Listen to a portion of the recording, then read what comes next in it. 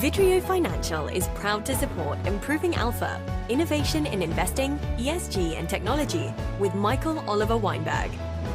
Vidrio helps allocators harness investment complexity to make better allocation decisions. Learn more at vidrio.com. That's vidrio.com. Hi, this is Michael Oliver Weinberg. We'd like to welcome everyone to the Improving Alpha, Innovation in Investing, ESG, and Technology podcast series. Though as you will see, we may have to rename this episode Innovation in Investing, Sustainability, and Technology. Today, Professor Tensie Whelan, founding director of NYU Stern Center for Sustainable Business, is kind enough to join. For context, NYU is one of my alma maters, and I'm on the Michael Price Student Investment Fund Management Advisory Council, so it is dear to my heart. So listeners have a high-level sense of our roadmap for today. This episode will be about innovation in investing, particularly with respect to sustainability, which we would say is effectively synonymous with ESG, but Tensie may beg to differ. Asset managers and asset owners, as well as companies, should be able to extract a great deal of value from Tensie's work.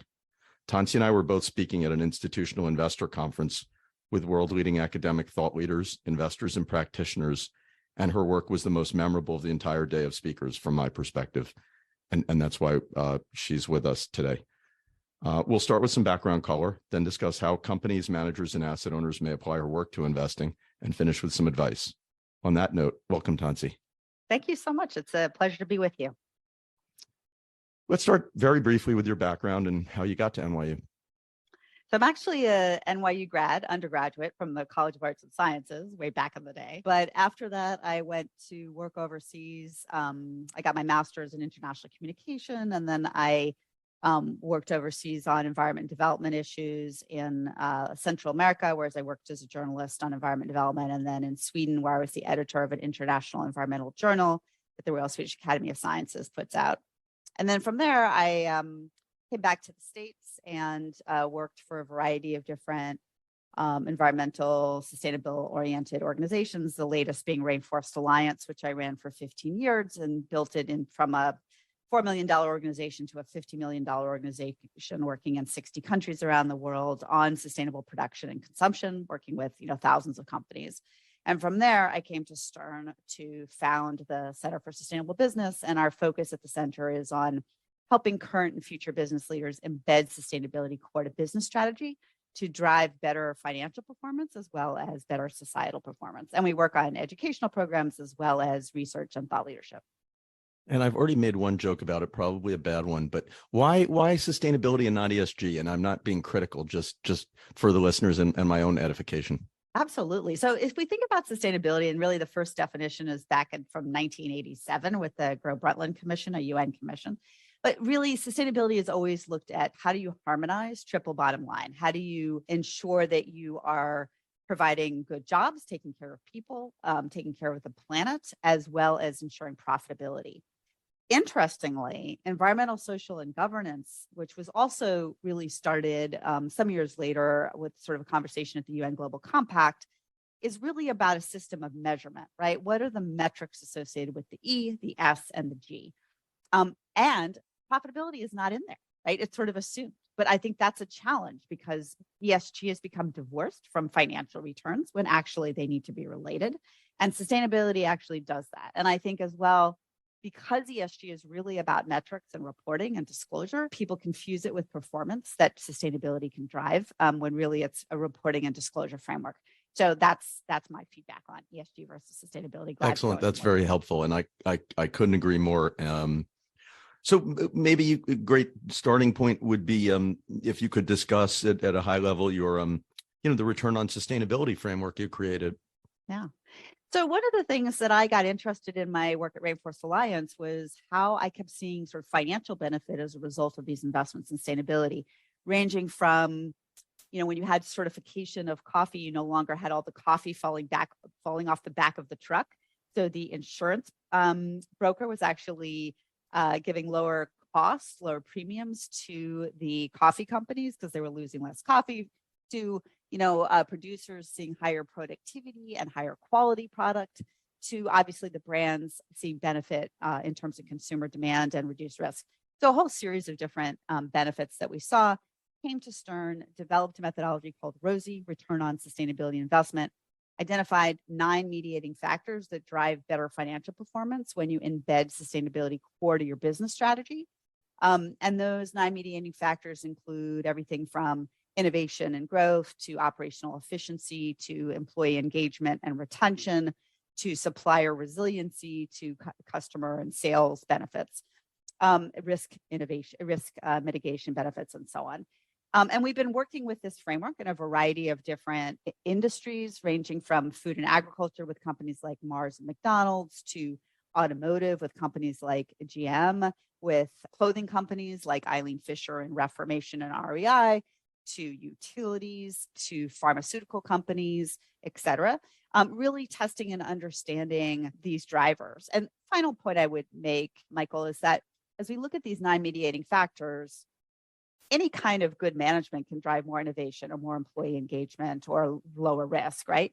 But what's interesting about sustainability is it really is emerging as that next wave of total quality management, that a series of different practices that you put in place can drive several benefits, like operational efficiency, like innovation and sales, like employee engagement and retention.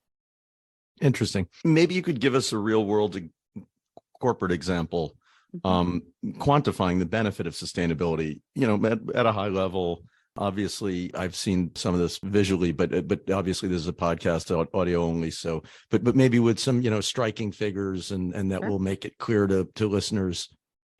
So we look at a variety of different factors. Operational efficiency is one of the ones that I'm most interested in, right? Because companies are purchasing more than they need to pay to dispose of what's left over, which is the ultimate in an operational inefficiency. And yet most companies look at it as a compliance issue and not as something that they could invest to scale up and improve performance around. And a big part of that is because companies are actually not tracking these things. CFOs do not track avoided cost, for example. They don't track returns back to the original sustainability strategy. So I'll give you a couple of examples out of the work that we did in the automotive sector. For one company, we found that their investment in waste management strategies, which included things like recycling paint and solvents, resulted in annual net benefit to their bottom line of $235 million annually. And that's because, for example, with recycling paint and solvent, you no longer buy the virgin product, you no longer pay the waste disposal cost, and actually you have some left over that you sell, right? So really significant benefit. Another end-of-life recycling of automotive vehicles is required in the European Union. So for one company, they were reusing 2.5% of the used vehicle and selling 10% of it to recyclers and then paying to dispose of the rest. They were netting $100 million per year as a result of that program, which they did not know because they were looking at it as a cost of compliance. But when in fact, by inserting that 2.5% of used product, they were had significant avoided financial costs associated with that. And that's another finding related to operational efficiency that we've seen is that CFOs typically do not track avoided cost. And yet that's a really big part of circularity and waste management strategies in terms of how much there really is significant cost savings. And I can give you one more example if I haven't run out of time, which is around pharmaceuticals, right? We worked with a company that moved to a green chemistry formulation for one of their products, which resulted in an 80% across the board, pretty much reduction in greenhouse gas emissions, energy use, water use, waste generation, et cetera, which saved them about $1.5 million per year per 100 metric tons of product produced, which also enabled them to offer the product at a lower price, which helped them sort of increase their sales against what they had thought they would be getting. Really significant benefits in a variety of different ways for companies. And as a portfolio manager and analyst for the last 30 years, I mean, when I hear numbers like that, sort of, let's say the $1 to $235 million of I think EBITDA you're referring to, but it almost doesn't matter for back of the envelope purposes. if I just took even low auto multiple EV to EBITDA multiples of say 5 times, that sounds like $500 million to, 1.2 billion plus or minus of value creation at a very low auto industry EV to EBITDA multiple. So, I mean, that's immense, right? Yeah, it's huge. And I think this is a challenge, is that companies really aren't in the mindset to go in and assess all this. With the companies, even big, complicated, sophisticated companies, some of the data is there, but you got to really go in and find it. Nobody's set up to track it, which again, real challenge of divorcing ESG from financial performance. Right, totally. Do you have a sense as to what percent of companies are quantifying the return of their sustainability? A really small amount. So they're doing a little bit, right? So I think most companies, of course, are tracking increased sales related to sustainable products. But even there, we do research on consumer purchasing of sustainable products, actual purchasing versus surveys, because most of the work we see out there is surveys. And we've found that sustainably marketed products and consumer packaged goods are growing 3 times faster than conventional at a 28% premium. And yet we find that most companies really don't know that and think there's a green gap in terms of consumer purchasing, which there actually isn't. So really significant kind of lack of understanding by companies around this. So what we see is that companies do track a few things. They maybe track energy savings, they maybe track a bit around their sales, but looking at a broader set of avoided costs related to waste management, or looking at innovation that ties back to their sustainability strategy, looking at and monetizing risk mitigation related to, for example, supply chain resiliency. We saw during the pandemic that those companies that had worked on sustainability with their supply chain partners actually had more resiliency. They had more transparency into their supply chain, had more of a relationship with their suppliers, were able to sort of help them and engage them and keep them going during that period, which was really, tough for people.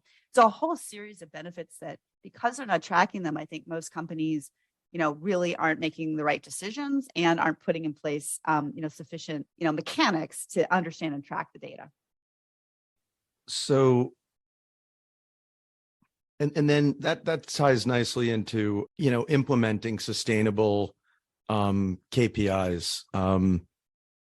Seems obvious that companies should be, but my sense is they aren't largely. But what are your thoughts?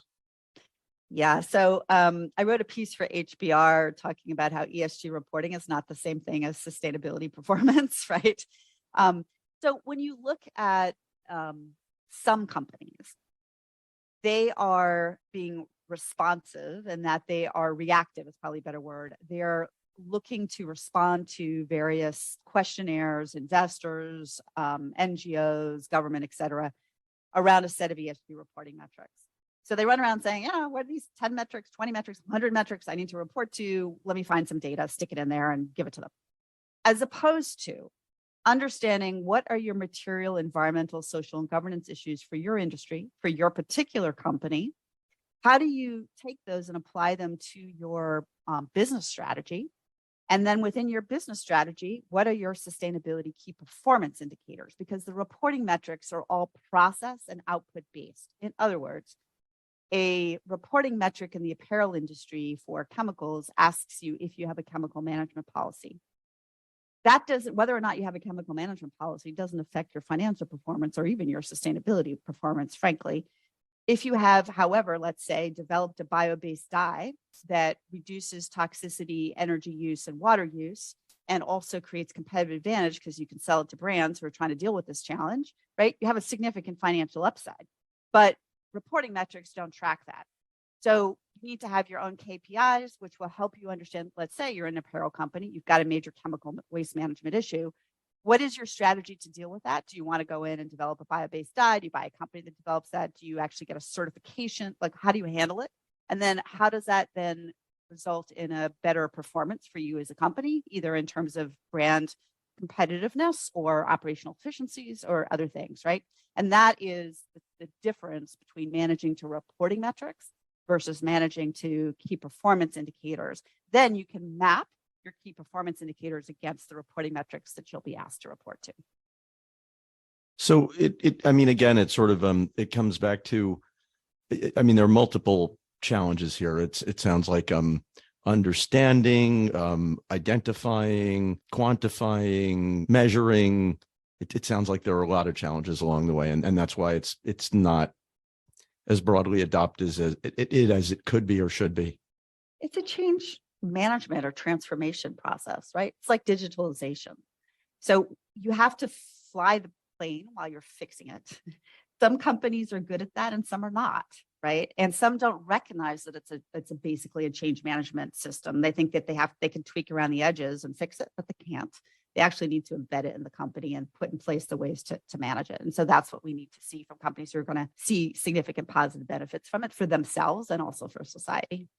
And I mean, if I think about something we've discussed on multiple podcasts previously over the last few months, like the red state, blue state politic, and like, this is not at all about that. Like, this is something anyone with a brain in any state should be a proponent of, because at the end of the day, it's about profitability. It's making the world a better place while simultaneously generating profitability, what I call optimal ESG. So, it's not about exclusion, or it's about making the world a better place whilst with no downside and or being more profitable. So it seems like the proverbial free lunch, as we say in economics, right? I wish it were a free lunch. The challenge, as we talked a little bit about, is one, it's complicated.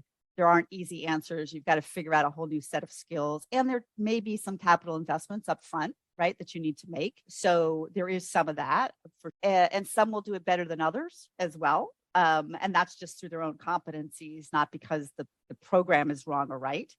But I do agree with you that this is fundamentally about good management and good financial performance, and when done right. And that's what we need to help companies with, is help them, and investors, help them really recognize and see how bringing appropriate sustainability strategies to bear in your company or in your investment strategy will help you perform better, as well as take care of the environment and people for your kids and grandkids to enjoy. Yeah. Okay. So I may have overstated it with the free lunch comment, because there is some investment required, but I'm not so sensitive to the management figuring it out, and it's like that's what we management in the corporate world is generally fairly well remunerated, and Yep. And for that they should be challenged and be able to figure things like this out. So so I've seen a multitude of them, as have you, and I know you've analyzed some or many of them, and I'll let you talk about that. But based on what I've seen, it's often a function of intentional or unintentional biases or factors. A great example is ESG funds that excluded energy this year, and out overweighted supposedly ESG friendly technology companies, which I think is highly debatable in of itself. But in any case, they really just took two sector bets, right? They were effectively Right. short one and long another, and both of those went the exact wrong way. Whereas during the pandemic, they largely went the right way, right way. right? Exactly. And so, what are you finding from the research you've done on the studies in terms of ESG being positive or accretive, dilutive, or neutral to stock performance? So we looked at 1,000+ academic studies that were published during 2015 and 2020, and we divided them between studies around the correlation. So these were all studies that looked at the correlation between ESG or sustainability and financial performance. We divided them between corporate studies and investor studies. For the corporate studies, 58% of them found a positive correlation between sustainability and corporate financial performance, about an 8% negative correlation. On the investor studies, 33% found alpha or a positive outperformance for ESG versus conventional. 26% found it performed at par, and about 14% found a negative correlation. These, however, are correlations, not causality, right? Which is why we do the return on sustainability investment work. And also, there's a lot of weaknesses in the approaches, a few of which you got to, right? So as we looked at the studies, we saw one helpful thing that we found is sort of when you looked at sort of the causality, what was driving better performance is better risk management, more innovation, and more operational efficiencies were kind of the themes that we saw pretty consistently. But particularly when you look at the investor side, massive kind of confusion around like different strategies. So you just mentioned one strategy, which is, sort of overweighting on tech and underweighting on fossil fuels. There are other strategies that are impact. You might have a thematic impact focus where you're investing in inclusive finance or renewable energy, right? Or you might have a solely a negative screen focus where you're only you're not investing in tobacco and fossil fuels, but otherwise you're investing in anything and not necessarily in sort of ones with positive ESG factors. Right? So there's so many different strategies, and so what we see is a lot of confusion because those strategies will all perform differently, and they're not really tested from an academic perspective in terms of what works better. And also, as you pointed out, the time frame in which they're working, depending on the broader macroeconomic trends, are going to have an impact. So what I look for, because of all that, when I'm looking at, investors and how well they're going to fare, I look at companies like, for example, Generation, that has a very robust sort of theory of change in terms of what they're investing in, why they're investing in it. People understand the underlying dynamics of the different industries. They're using both a public and a private markets approach.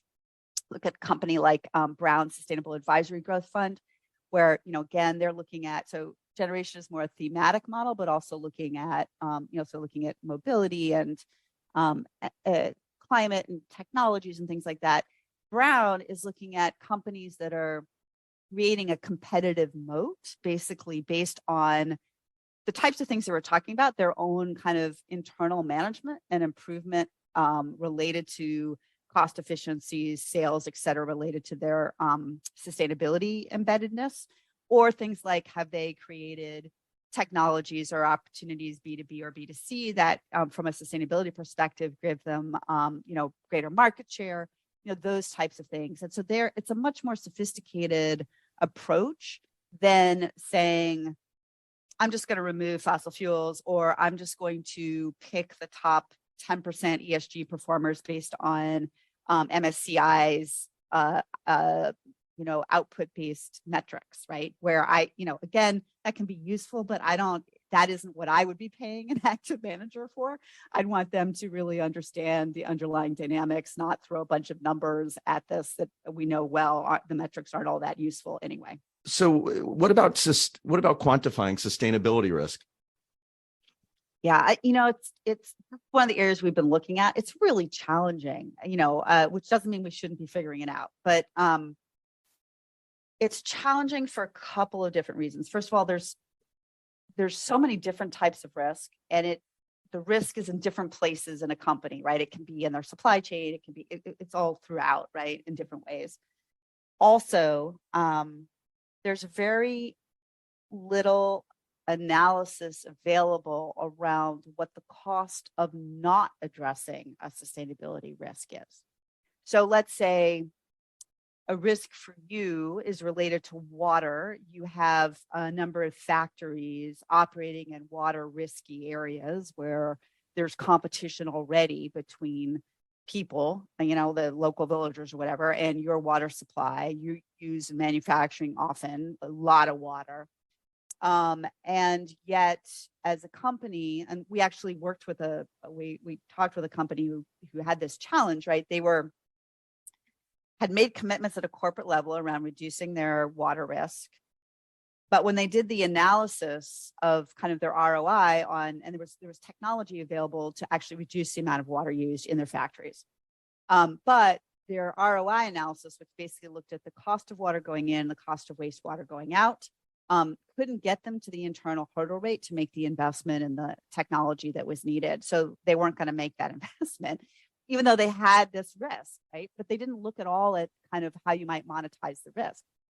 So we looked with them at the fact that actually they had a factory shut down in Sao Paulo some years earlier when we had the drought situation there. We actually had the numbers of how much that cost them, right, over the period of time that it was shut down. So we could assign a probability and a scale that they could use they could use most conservative to least conservative analysis to incorporate.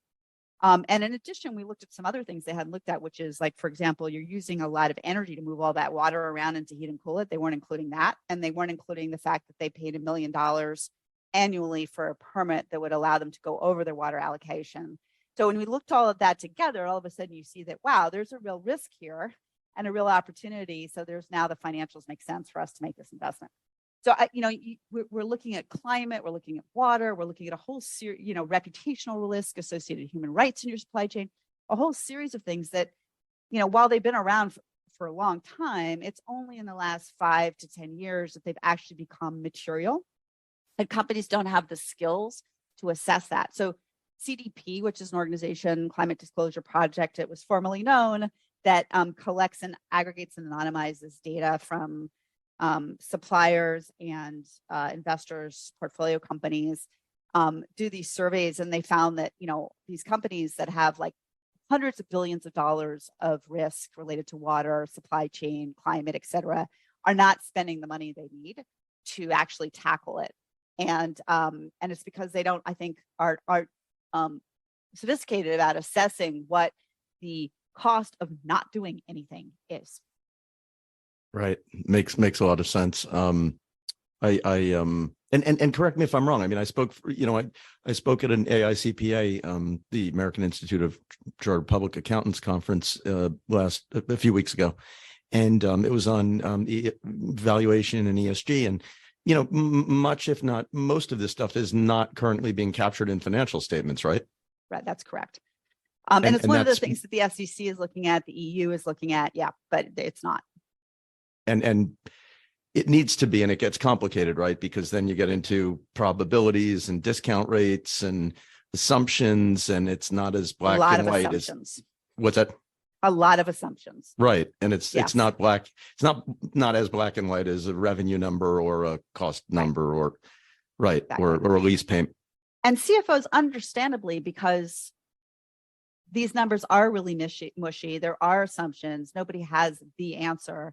They're worried about their liability if they put out a number that turns out to be incorrect, even though they're doing it with best faith, right? Because nobody does have good numbers to create this. So this is a real challenge, and I think an area where there needs to be a lot of focus to really help people come up with ways to better monetize risk. You alluded to the circular economy earlier. Just briefly, what are your views on that? Circular economy has all kinds of opportunities for us. I mean, if you look at, and this goes back to sort of our comments earlier, right? Our current economic development model is based on using natural resources and generating waste. When you look at economic development by country, you can see kind of what do you call it? Sort of on the axis where the numbers go up for natural resource use and waste generation, the more economically developed you are. Now, we of course, in the United States cannot be telling Bangladesh that they cannot develop more. Of course they should, right? But if they and we continue to use all these natural resources and generate all this waste to drive economic development, we are on a downward slope to nowhere, right? So what we need to do is decouple economic development from natural resource use and waste generation. There's an organization that looks at circularity that has identified, I think we use about 100 metric tons. That doesn't sound right. I don't remember the exact number, but we use an enormous amount of materials every year for all the production that we do. We're only reusing or recycling 10% of it. So there is 90% of materials that we are extracting and producing and doing something with. So have a lot of money in that are completely wasted.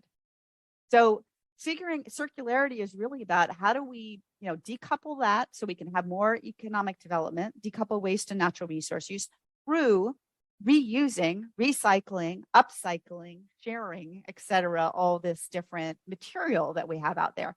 And I teach, as you know, I teach undergrads and graduates, and I can tell you that young people are really excited about circularity, about, buying gently used clothing, about sharing vehicles, about doing things that actually lighten the footprint on the planet. And there's a lot of business opportunity in circularity. Just talking to a couple of students who've created a whole new business around circularity related to reusable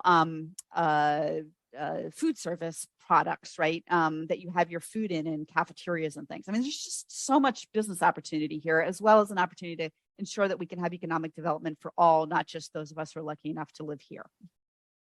Totally makes sense. All right, well, wrapping up the last two questions that are particularly relevant to companies, asset managers, and asset owners. The first one is, so what needs to be done by companies to improve sustainability? Well, so, first, I think companies need to start with understanding what are the material, environmental, social, and governance issues for them as a company and an industry. And the Sustainable Accounting Standards Board, which is now becoming the International Standards Accounting Board, the Global Reporting Initiative, standards like that can help you understand what are the material issues that are really going to potentially have an impact on your business. With those material issues, then really defining for yourselves where you sit, right? Where have you made good progress? Where do you have significant risk? Looking at your competitors to benchmark what they're doing on these topics, to understand who's best in class, and to understand for yourself, do you want to be in the middle of the pack? Do you want to be a laggard? Do you want to be a leader? You don't want to be a leader on everything, but where can you be a leader on one or two things or more if you feel like you have the appetite for it to, create competitive advantage as well as, potentially operational efficiencies, employee retention, and all those types of things. So I think really important to do that analysis first. Another big part of it is really reaching out to and doing stakeholder engagement to get their perspective on what are the material issues and where might there be the opportunities and risks you need to manage for. And that includes employees, it includes suppliers, it includes NGOs, it includes regulators, and investors, of course, because what we see is that those players often have unique insights for business that they're not able to see because they're too close to it, right? And can help them identify issues that might be coming down the pike. Maybe that's not something they need to deal with right now, but they need to understand it for later, or it might be a blind spot that they have where they could get attacked or have a really significant negative problem, right? Because they haven't really talked to people to understand it. So that would be another key area. And then from there, developing the key performance indicators, this cultural changes within the company. And that means governance, right? So on the governance front, do you have a committee of the board that's focused on these topics? Do you have board members that are trained in ESG? Do you have a compensation system that rewards people not only on financial metrics, but also on your sustainability KPIs? Do you have, and we talked about this earlier, a capital allocation process that supports investment in this? Are you looking at things like maybe you need to put in place a sort of internal price on carbon in order to be able to kind of manage where carbon pricing might go? So a whole series of sort of governance issues, kind of strategic issues, culture issues, and then finally, of course, reporting and disclosure, right? As the last step, not the first step, to ensure that you're holding yourself accountable, that you're putting out good information that others, investors, consumers, and others can, and employees actually, because that's a really important piece of this, is that I can tell you working with them every day that Generation Z and millennials want to work for companies that align with their values, right? And if you want the best, that's what you're going to need to do. So these are all different elements of what companies can do to tackle this. Got it. And the last question, what should institutional investors or asset owners ask companies to avoid greenwashing and ensure investment in sustainable companies? Yeah. So are we thinking about institutional investors in terms of their asset managers, or what they should be asking their asset managers, or what they should be asking corporates if they're doing direct steward? We were thinking, what should asset owners like pensions or endowments, foundations who have shares in companies, what should they be asking? So specifically the corporate stewardship as opposed to the asset managers. Okay. Yeah. So so if they've got direct investments and they're engaging directly with corporates, I think they want to be asking them for a materiality matrix, right, that shows the material issues that they're focused on and their stakeholder analysis. They want to be asking for key performance indicators that are performance-based, not process-based. They want to ask for transparent reporting against those performance metrics, as well as against the international standards for reporting. And they want to, I think, understand what the strategic imperative is of the company and how they're seeing this as either an incremental or radical change within their company, and how that can benefit them and their suppliers, their customers, et cetera, from a rosy return on sustainability investment perspective. Because again, what we see investors doing is asking for ESG and financial metrics and not how the two relate. So I think they also need to be asking for them to undertake some type, doesn't have to be our return on sustainability investment methodology, but some way of assessing and understanding kind of what are the returns associated with your sustainability investments in a broad way. So looking at intangibles as well as tangibles, not in a very narrow way as that example of that company that I told you did.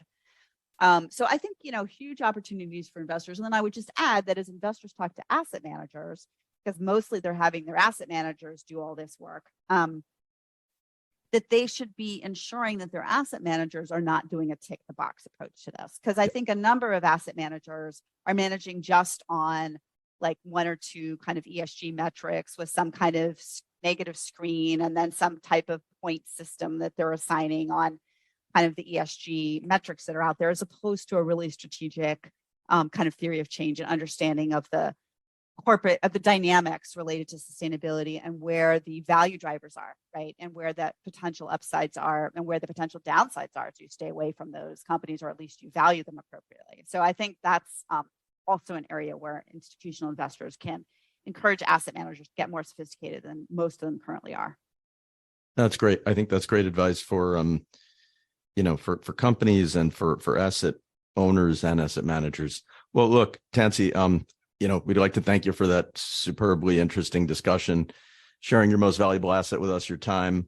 We hope listeners have a better appreciation of how one of the world's cutting edge sustainability academics and practitioners is thinking about quantifying sustainability, and investors, or we as investors, may benefit from that. This is your host, Michael Oliver Weinberg, hoping you can join us again for our next episode, where we'll speak with another thought leader who will provide insight into improving alpha via innovation. Until then, stay well, and thank you. Thank you for listening to Improving Alpha, Innovation in Investing, ESG and Technology, sponsored by Vidrio Financial. With Vidrio Financial, asset managers, endowments and foundations, pensions, family offices, insurance plans and sovereign wealth funds can cut through the complexity of asset allocation to reduce costs, mitigate portfolio risk, optimize compliance controls, and improve performance analytics. Interested to learn more? Contact us today at vidrio.com. That's vidrio.com. The information covered and posted represents the views and opinions of the guest and does not necessarily represent the views or opinions of Vidrio Financial and/or our host, Michael Oliver Weinberg. The content has been made available for informational and educational purposes only. The content is not intended to be a substitute for professional investing advice. Always seek the advice of your financial advisor or other qualified financial service provider with any questions you may have regarding investment planning.